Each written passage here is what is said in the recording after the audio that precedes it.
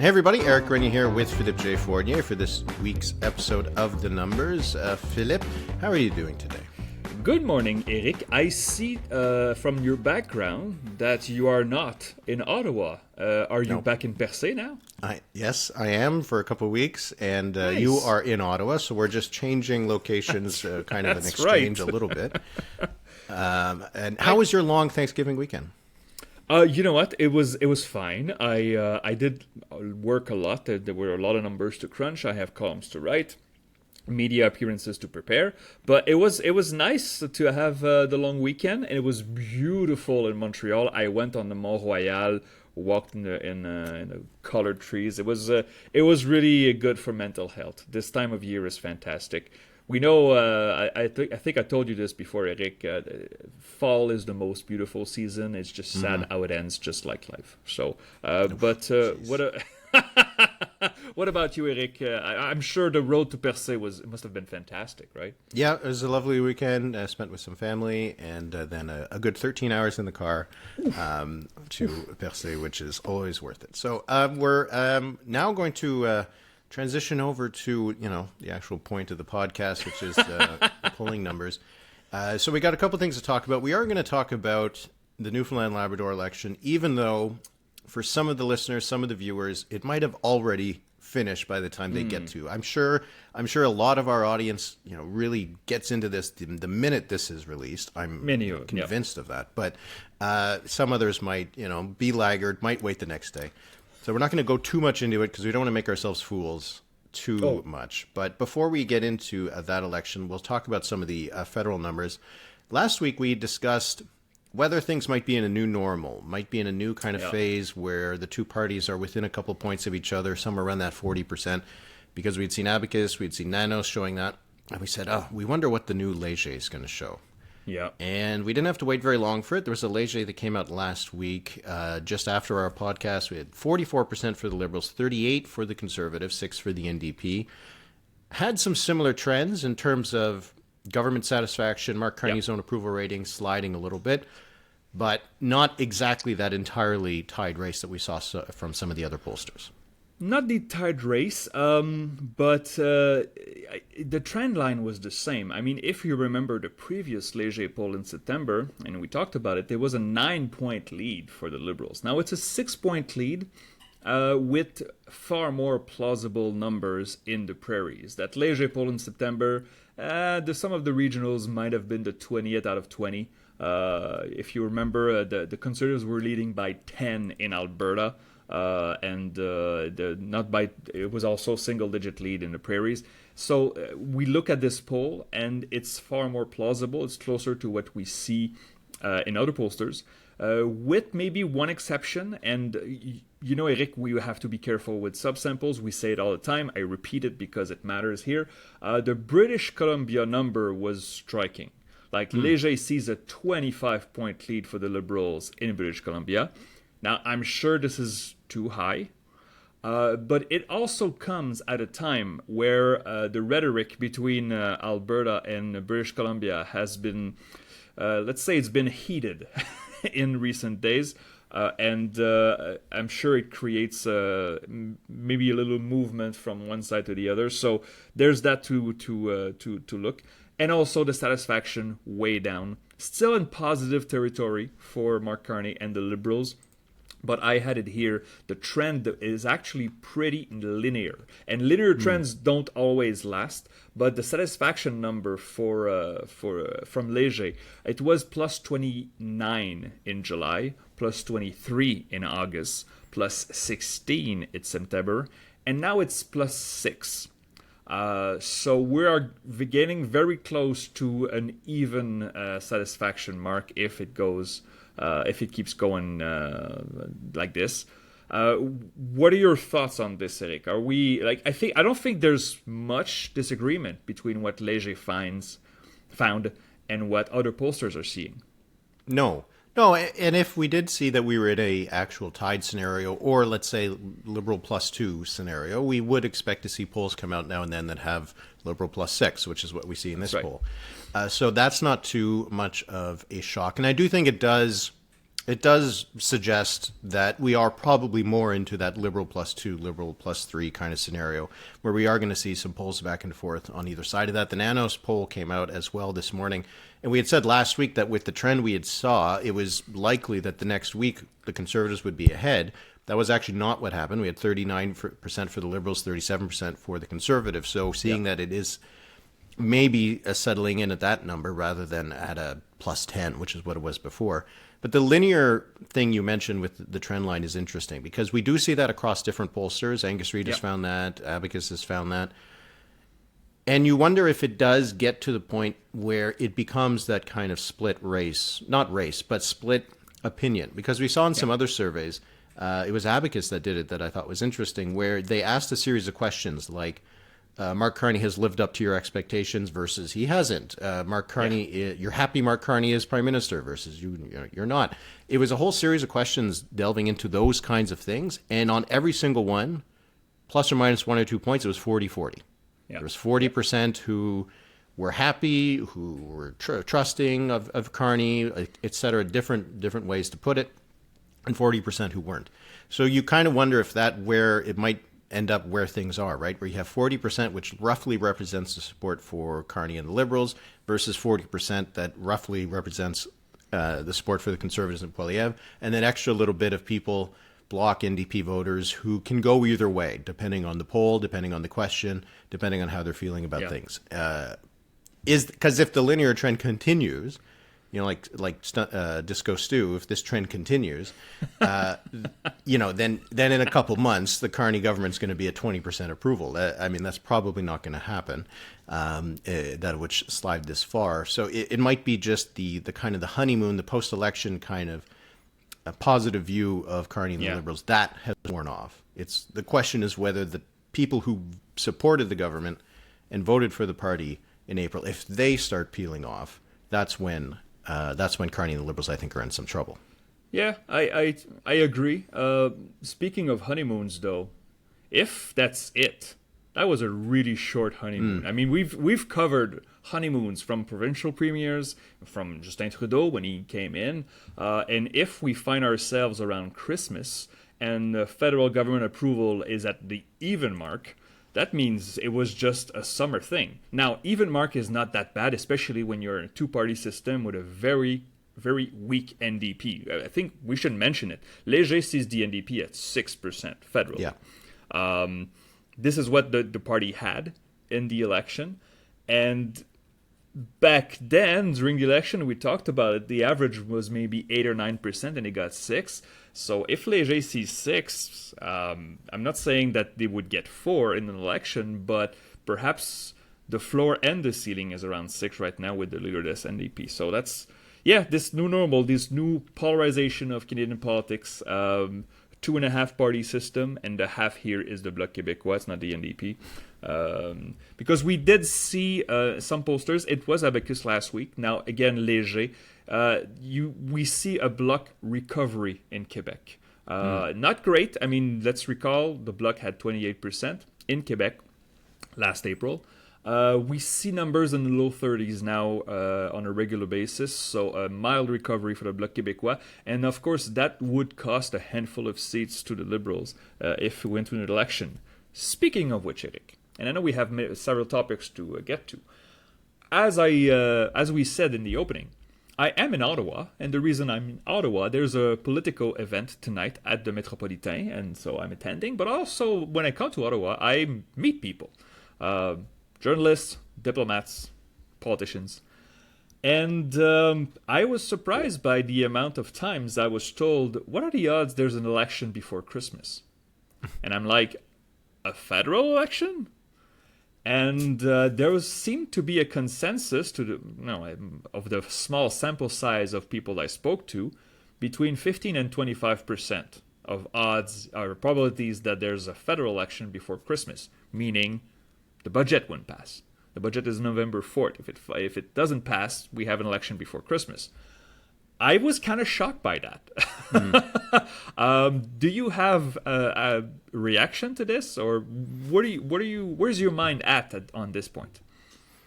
Well, it is a minority government, and we don't have any assurances from any party that they're going to get it passed. So you always have to have a little bit, right? It's not going to be 0, and it shouldn't be 5. It should be a little bit higher than that. But it doesn't. I don't know. There's lots of indications that something's going to work out, right? There was the story that the Liberals and the NDP were discussing things that the NDP could get as a party in the House of Commons in terms of funding and really? places on committee and stuff like that. That's, if there's those kinds of discussions going on, you don't have... You have a few weeks now where you don't need to have something dramatic in a budget to get it passed or to have a party abstain. It's always a possibility that a party could say, look, we're getting this is important for people, but we also can't support the broader budget, but it's important that this gets through and people don't want an election, so we're just going to abstain. Like, there could be a way that you could explain it that would actually be a reasonable and plausible explanation, I think, for a lot of voters, right? Because a lot of voters... They just had an election. They don't want to have another election soon. People who don't like the Carney government probably want to have an election. But there's not really this big drive. We're not seeing huge dissatisfaction numbers with the government. That would be like, this government is illegitimate and so we need another election. So I do think that the parties would have a lot of incentives not to force an election, in the sense that I don't think they would be rewarded for it, thanked for it by voters. And I do feel that it would make the most sense to avoid an election for everybody, including the Liberals. The Liberals might feel that, they're up in a Léger poll. But overall, the gap is not very big. No. 5-6 weeks is a long time to just kind of cruise. And that the last campaign was not a really great one for Carney and the Liberals. I didn't find that they were they looked like a well-oiled machine. It felt like if the election had lasted another 2 weeks, they might have lost. So if they think that they can just kind of cruise to another win, I would advise them to be, what's the saying? A bird in the hand is better than two in the bush. I think that's the situation here. That's the thing, and I agree. And the people I spoke to, I kind of push back on this. The Conservatives, do they want an election? If they really think they can win, maybe, but it's not what the numbers are saying right now. We're seeing maybe a very close race, and if the Bloc recovers, it hurts the Liberals, but it's also difficult for the Conservatives to reach a majority. So I don't know, man. Election speculation is always there in a minority government. I don't want necessarily to feed it, but as I told you, I was told this. And it kind of shocked me, and I was like, "Well, I have to ask Eric because Eric knows more than I." So, but anyway, I don't know the mind of Mark Carney and I guess and Don Davies and Yves-François Blanchet and Pierre Poilievre. So, in the end, it might just come down to what three of those people or two or three of those people decide to do. So we'll see. But one of the wild cards that would be an election campaign would be, once again, Donald Trump, the United States, everything that's happening down there. We saw that Carney went to go visit Donald Trump. I think it was actually the same day. Maybe this is our last podcast. That's right. And it seemed to go fine, at least in terms of the potential risks for a collapse. Nothing really seemed to have come out of it, but decently okay words from Donald Trump when it came to Canada. Nice words when it came to Carney. I saw the thing this past couple days where Donald Trump mistakenly called Mark Carney the president, and Carney, in a hot mic moment, goes over and says, "Oh, thanks for promoting me," or something like that. And you can see the two of them look like they're buddies, almost sharing a joke. It looks like a very good relationship on a personal level. Whether that's a good thing or not for the country, or whether it's actually going to deliver anything, is another thing entirely. But in a long campaign, who knows what happens on that front? You can't predict anything that comes out of the White House. So would you want to base your campaign on that? I don't think so. Absolutely not. You would not. You really would not. Speaking of which, I wanted to bring this up to you. There was a poll from Relay Strategies. I'm going to say this wrong. Kyla Rolinfinch. So she polled Canadians about what's going on in the United States. Now, we see there's a lot of turmoil, to say it lightly, in the United States. We see those videos of agents just grabbing people off the streets and lots of discontent with what's happening, but yet not much political pullback. And also there's a shutdown right now, and that could last longer than was it 2017 or 2019 that would lasted a month anyway. And so Relay Strategies asked Canadians, generally speaking, would you say that the United States is on the right track, on the wrong track? And then same question, do you think Canada is on the right track or on the wrong track? And the poll is detailed. There's many more questions, but this one was interesting. And so among Canadians, sample of 2,300 Canadians, so that's a pretty good sample, fielded in the second half of September. 48% of Canadians say that the country is on the right track. Now, is that surprising? Not really. About half. That's fine. Okay.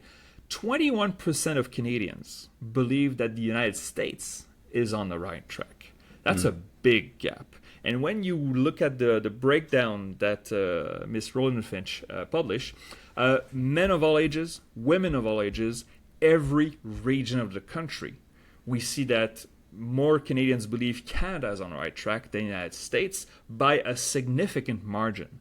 Even those who say, "Oh, Alberta was 43% Canada's on the right track, 23% United States is on the right track." So I thought that was quite interesting, and I think many Canadians are aware of what's going on south of the border, and are very wary, to say the least.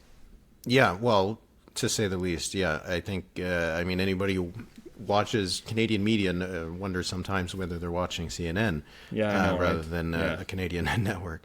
But it's interesting to see those numbers, especially when you see what is kind of like, there's not that many demographic differences for some of the things, right? In terms of whether Canada is on the right track. Yeah.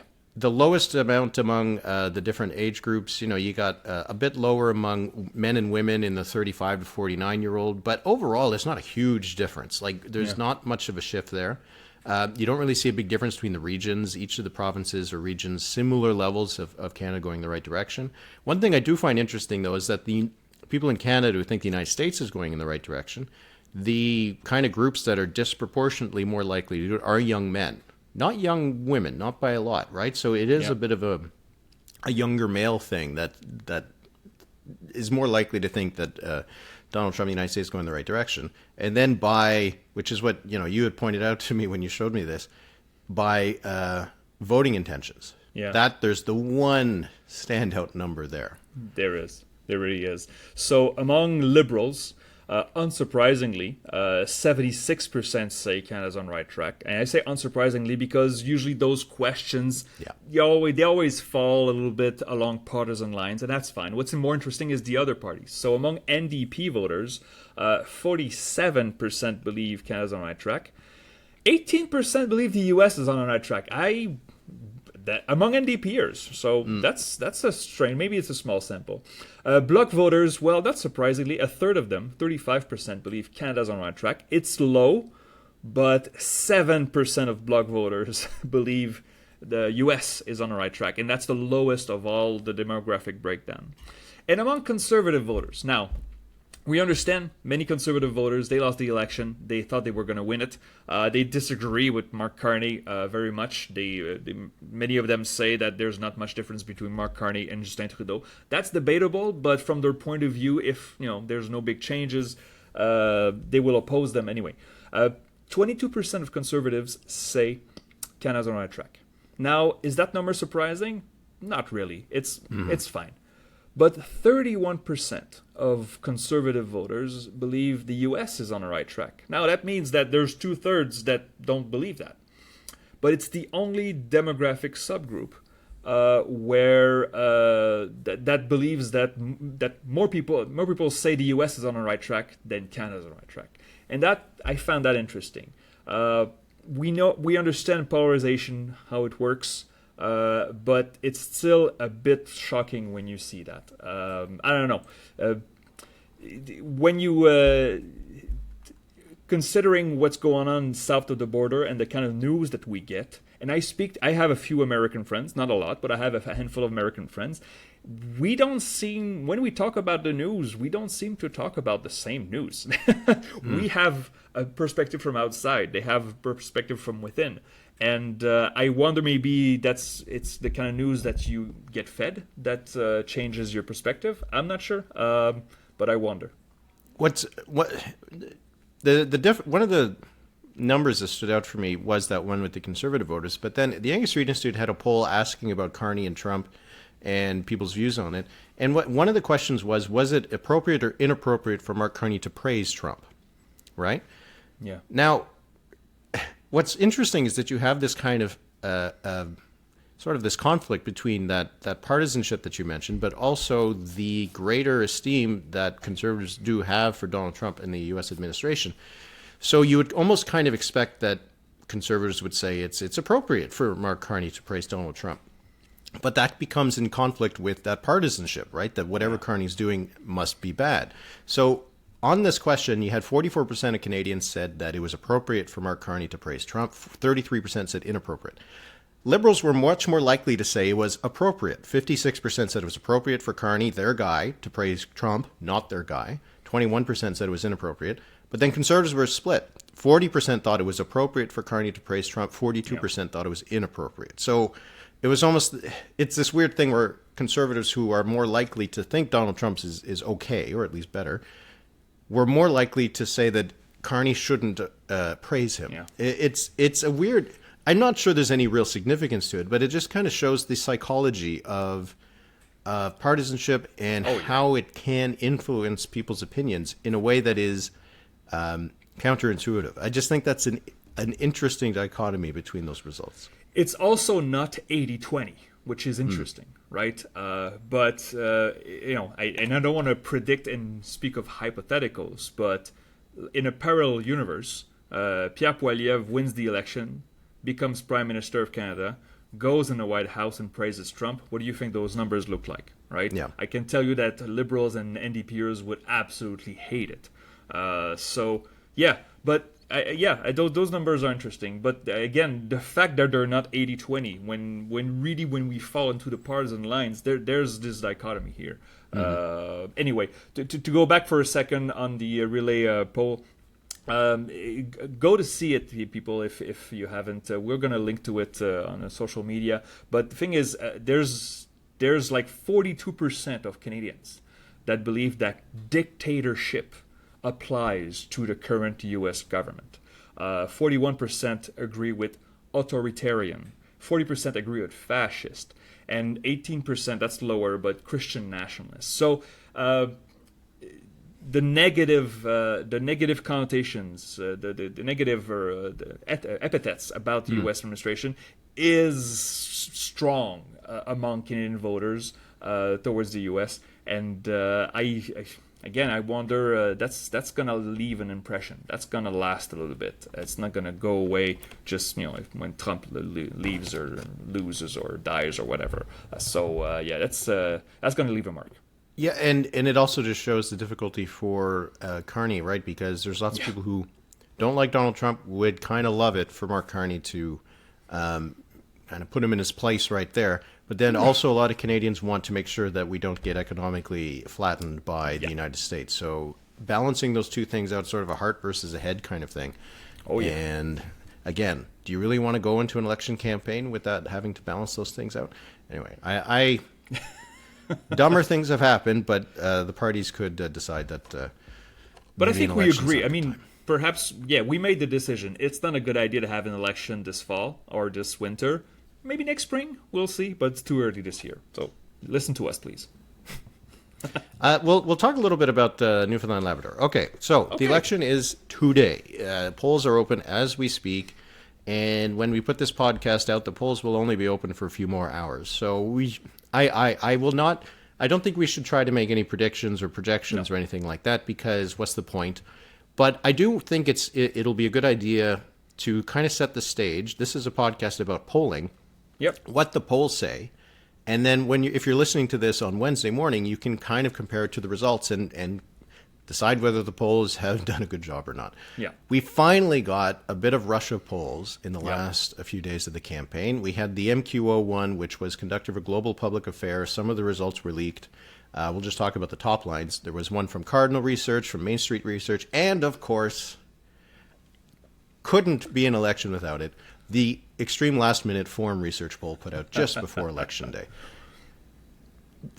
There's not really a huge amount of agreement on the numbers, but there is an agreement on the trend, right? Well, is there a trend? I mean, those polls were conducted in the same week. So I'm not sure we can talk about a trend. I mean, if we had the first poll was the narrative research one, which was fielded in August. So this is not a campaign poll. So I think we can just toss this one. Yeah. So okay, the numbers. The Liberals, MQO says 43, Cardinal says 49, Forum says 47, Main Street Research says 52. So can you draw a line somewhere in the middle? I mean, Forum looks to be somewhere in the middle at 47%. As for the PCs, who are trying to take back power for the first, well, they lost it in 2015. I guess it was 2011, last time they won. The PCs, MQO says 40, Cardinal says 41, Forum says 37, and Main Street Research says 32. Again, a line in the middle would be maybe 37, close to what Forum has. So if on average we see a 10-point lead for the Liberals, is it possible for the PCs to win the most seats? It's kind of tough, right? It's kind of tough. I mean, the regionals, and again, small sample size, we have to be careful, but the regionals indicate that the Liberals should do very well in the St. John's area. So maybe an inefficient vote for the Liberals, where they would win their seats there, but they could lose, or they could at least be defeated in the more rural regions. If I were to make a prediction, I would say perhaps a short Liberal victory, but I look at this and there's so much disparity. I mean, if Main Street Research is right, Main Street has a 20-point lead for the Liberals. If it's a 20-point lead, it should be a blowout. So I don't know what to think, but it suggests that the Liberals should win. But if you're listening to this tomorrow morning, and the PCs have squeaked in between and they won a minority, let's say, it would make the industry look pretty bad. Yeah, that's kind of it. That's and kind of what I wanted to say here is that the polls are pretty clear in who should win, right? Yeah. Is it a 3-point gap or is it a 20-point gap? Is it somewhere in between at a 10 or 10-point gap? Like there is a little bit of agreement on where the Liberals are, that they seem to be in the mid to high 40s, perhaps even over 50. There seems to be a decent amount of agreement on where the PCs are, which is 40 or a little bit below. NDP, no one thinks the NDP is sweeping. They all have between 8 and 13 points in the polls, so not really too much of a surprise there. But if the Liberals don't win this, it'll mean that the polls were off. That's kind of just what it is. So if you're talking tomorrow morning and the PCs have won, then the polls missed, right? It's extremely unlikely that the Liberals could win the popular vote by 10 points and not win the most seats, right? If it ends up being a very close race, 3, 2 points, 4 points, maybe you could have the PCs win the most seats.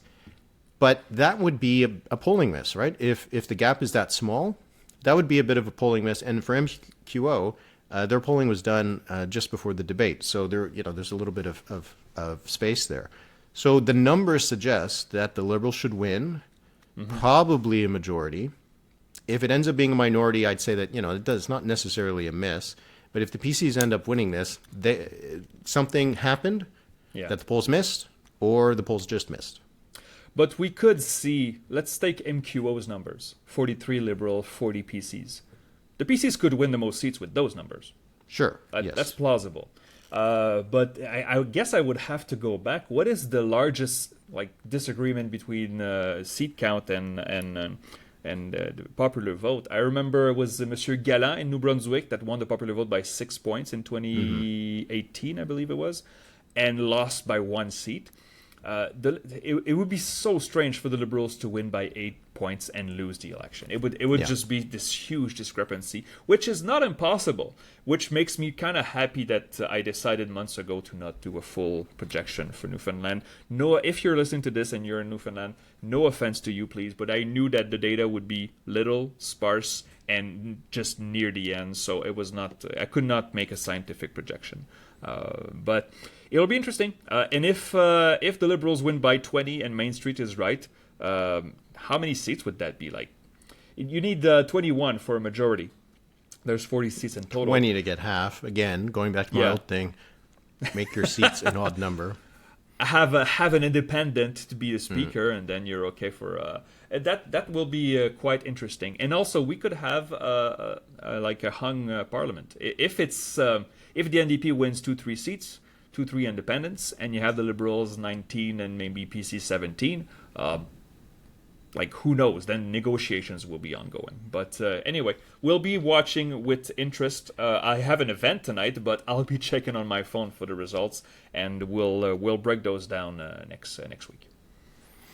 Also next week is municipal elections in Calgary and Edmonton. Now, this is combined. This is, 4 times or almost 4 times the population of Newfoundland and Labrador. So we should probably talk about the results or the polls in Calgary and Edmonton. Starting in Calgary, there's been a number of polls that have been published over the campaign. They do seem to suggest that the incumbent, Jyoti Gondek, is not in a great position, that Jeremy Farkas, who was the runner-up last time, seems to be okay, or seems to be in the lead.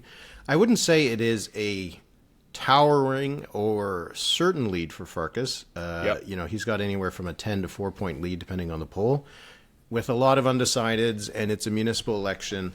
Yep. And if I'm not mistaken, at least in the, when was it, 2017? The polls said that Nenshi was probably going to lose, or that it was really tight, and it ended up not being. So I would say Farkas would be the favorite to win, but I wouldn't put a huge amount of money on it. Yeah, exactly. And also, Cardinal Research had a poll, I think it was in late September, that had Farkas winning by 19 points, and that's included undecideds. They have reverted. They went back on the field, and I guess it was again the 20th out of 20. Cardinal has 25% for Farkas, 14% for Gondek, the incumbent. We should mention, our favorite Alberta pollsters, at least mine, Ms. Janet Brown, Opinion Research, doesn't miss very often in Alberta. She has 27% for Mr. Farkas, 23% for Gondek. So that's within Mo. A good get out the vote machine for the incumbent, and you could have almost a tight race. But it also can mean that if you have 29 or 30% of the vote in this election, you could win. Yeah. So it is not a runoff. It's just who gets the most votes. And so in that Janet Brown poll, Miss Sonia Sharp, which at first we thought would not be competitive, at least the first polls didn't show she would be competitive, she's at 23%. So she's tied with the incumbent, Ms. Gondek. That would be very interesting. So that's Monday night. So our next podcast will explore the results. Did you want also to mention Edmonton? Yeah, and that one I think is a bit more of an unknown. Yes, it is. The polls have been pretty consistent in Calgary that Farkas has the advantage, and that there's 3 candidates who have enough support to be in contention, the others being Gondek and Sharp. Here you have a series of polls that have been done by different firms with entirely different results, right? So Janet Brown, once again, as you said, is the reference in Alberta. She has a 20-point lead for Andrew Knack over Tim Cartmel, so that seems pretty cut and dry. Yeah. But then Abacus had a poll that had a 5-point for Cartmel over Knack. Leger had a poll where Knack and Cartmel were tied, and that poll is now getting a little bit older. And Cardinal had Michael Walters narrowly leading a 3-way race. So I would defer to the most recent poll, and that it's Janet Brown that has Knack winning by a significant margin. But here I would be. Even though that poll is the 20-point lead, Farkas doesn't have a 20-point lead in any survey. No. Just the fact that everybody is coming up with different numbers makes me think turnout and all this is going to decide that one. Yeah, absolutely. And there's this, well, still 6 days left, so maybe there will be more polling. But when I saw those Janet Brown numbers, I was like, oh, okay, this is well outside the margin of error. So if Andrew Knack wins this by 20 points, it means either the other polls were wrong or there's been last-minute movement. So to be continued. We'll talk about that next week. Okay, you said you had a quiz. All right, so in honor of the Newfoundland election, my friend, I have an all Newfoundland quiz for you. And please, those people, if you listen to this and go like, oh, I don't care about Newfoundland. No. This is fun. This is a way to make Eric sweat, and that's always very popular on this podcast. So, Eric, I have... Did you hear that grunt? That was a grunt. So I have 6 trivia questions about elections in Newfoundland. Okay. They're just trivia. So gold is 5 out of 6. Silver is 4 out of 6. Bronze is 3 out of 6. There's a little twist. It's to your advantage. So twice in the process, you can ask for a hint. If you're not sure, you can ask for a hint, and I have additional information to give you. You can only use it twice out of 6 questions. Okay, got it. Is that all right? Yep. Okay, let's go, my friend. Number 1. Joey Smallwood was the first premier of Newfoundland and Labrador after the Dominion joined Canada in 1949 to a 2-part referendum. The current premier of the province, John Hogan, is the 15th person to lead the Newfoundland and Labrador government post-Confederation. Since 1949, Eric, how many times did Newfoundland and Labrador change governing parties? Okay, that's a good one. All right, well, they did in 72, that's 1. And then I think that they governed until 1989, so that's 2. Who's they? The PCs. Oh, okay, thank you. And then the Liberals were there until Williams in 2003, and then they went over to the Liberals in 2015. So there's only 4. Yeah, there's only 4. I'm going to say 4. 4 times there's been a change of power. And this is correct, my Yes. friend. You get the point. If the PCs and Mr. Wakeham, if they win tonight, it will be the 5th change of governing parties since they joined Confederation. Very, very well. You got the point. Okay. Those are long runs, eh? Yeah, but when Newfoundlanders elect a government, it stays for a while. We haven't seen a one-term. No, I don't even think there's been a 2. You know what? That's fair. Yeah, that's true. Huh, interesting. Okay. Number 2, Eric. How many CCF MHAs were ever elected in Newfoundland and Labrador? And I went through the whole thing. How many CCF MHAs were ever elected in Newfoundland and Labrador? The CCF became the NDP in like 1960. And I remember there was an election where there was like a party that was like the Newfoundland Democratic Party. But I don't think the CCF ever won a seat. I'm going to say they never won a seat. You don't want to take a hint? You're okay? I'm okay. I'm confident. Okay. The answer is 0. Yes. So you are correct, and you get the point. If I looked correctly, and I could be wrong, I don't think any CCF ever ran in Newfoundland. The NDP started running there in the 60s. Okay. You're 2 out of 2, doing very well, my friend. You're getting close to a bronze, out of shame. Number 3. Speaking of the NDP, the first NDP MHA ever elected was Peter Fenwick in a 1984 by-election in Minihek in Western Labrador. After getting wiped off the map in the 1989 election, the NDP returned to the House Assembly in December 90 when Jack Harris won the St. John's East by-election. The NDP has been represented in the legislature since that time. Now, my question to you, what is the most seats the Newfoundland and Labrador NDP has ever won in a general election? That is 5. They won 5 in 2011. Final answer? That's my answer, yes. They indeed won 5 in 2011, and you get the point. My God, I thought this would be harder. So you have 3 questions left. You have bronze locked up, and you still have your 2 hints. Okay. Wow. Maybe I might as well use them just for fun at some point. Yeah. But Okay. I'll save them for the last 2. Number 4. In the 2015 Newfoundland and Labrador election, Liberal Dwight Ball defeated the Paul Davis Progressive Conservatives. Excluding interims, name all leaders of the Progressive Conservatives since Davis's resignation. Excluding interims? Excluding interims. Okay, well, there was Davis, and then after him was Ches Crosby, and then after him was Tony Wakeham. Was there anybody in between? I don't think so. I think those are 2, Ches Crosby and Tony Wakeham. Final answer? Yeah? And you are correct. These are the 2. Ches Crosby and Tony Wakeham. So you have 4 out of 4. You can run this. Okay, all right. And I got my hints. And you got your hints, and you have silver locked up. If you get this, you get gold. All right, number 5.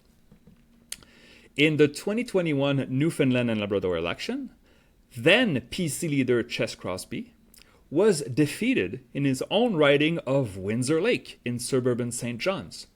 Who did Crosby lose to? Well, this I know. It was John Hogan. What was Current. the hint? The hint was the Liberal who beat Crosby in Windsor Lake went on to become Minister of Justice and Public Safety and Attorney General in 2021. And you got the answer. John Hogan, the current Premier and Liberal leader in Newfoundland and Labrador, was the one who beat Crosby in his own seat. And you have gold locked up. Can you run the table? All right. Damn. I thought it would be harder. Number 6, Eric. The current PC leader, Tony Wakeham, won his leadership campaign in October 2023 and is trying to bring back the PC in government for the first time since Davis's defeat in 2015. Which riding is Tony Wakeham running in?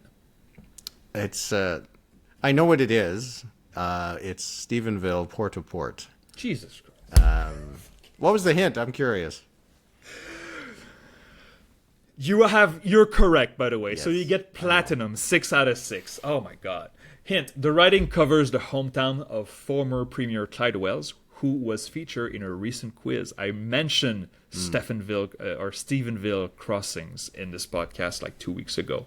And this is the correct answer. So Stephenville, Port-au-Port. And you get 6 out of 6. My God, Eric runs the tables. You get platinum. Congratulations, my friend. Thank you. Wow, and thank you to Newfoundland and Labrador. I did this for you, so you're welcome. How about the number of the week? My number of the week is simple. I'm going back to the Léger poll.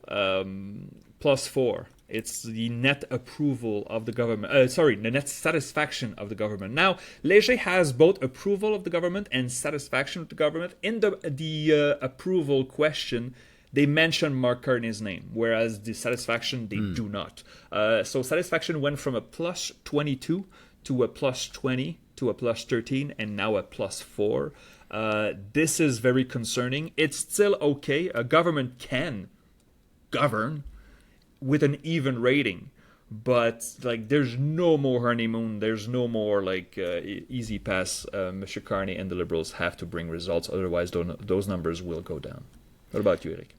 So my number of the week is 34%. This was in the Angus Reid Institute poll on Carney and Trump. This is the percentage of people who say they're not confident that a deal will be struck between Carney and Trump because Trump is too unpredictable. So this is one of the things I find really interesting. Angus Reid has done this. So they had found that 35% say that they're confident or very confident that Carney and Trump will get to a deal. 58% are not confident. And we've seen the not confident increase by 5 points in September. It's up nearly 10 points from August. But the thing that has increased is not feeling that Carney is not up to the task, because it says not confident because Carney and team poorly or are poorly qualified to deal with Trump. It's still 24%. That has not shifted since July. What has increased is a 13-point increase in people who just say, I'm not confident this will get done because Trump is too unpredictable. So that, I find, is the thing that we always have to keep in mind. You hear lots of discussion about whether Carney is getting any deal with Trump and whether Canadians are going to get fed up about this and blame Carney for it. There does seem to be a significant number of Canadians who understand that the wild card in this relationship is largely Donald Trump, and that it really is up to him whether a lot of this stuff gets done. So I do find that interesting that anytime we think about whether the Liberals are going to get punished by not getting a deal with Trump, it is mitigated by the fact that a lot of people seem to blame Trump for that. So as long as that keeps happening, I think the Carney and the Liberal numbers will remain good enough to be competitive in an election that they should not call this fall. No. If they listen to this, they know now. So, yeah. Anyway, we'll see. Okay, well, that'll be it for this week. And we're going to have a new episode, a bonus episode later this week. I'm not sure what we'll chat about in that one. Could be a mailbag. Maybe we'll do the NL election results. Who knows? But we'll do that on Friday. So if you want to listen to that, go to thenumberspod.ca. If you're not already a member, you can support us, join in the Discord, get early ad-free access to every single episode, and our undying appreciation. So, Philippe, my undying appreciation goes to you. You know, Thanksgiving is a time of giving thanks, and I am thankful for you and to have you on this podcast on our little journey through the numbers. So thanks so much, Philippe, and thanks to everybody for listening. Feeling is entirely mutual. Thank you, Eric. Thank you, everybody. Merci beaucoup, tout le monde. Talk to you next week.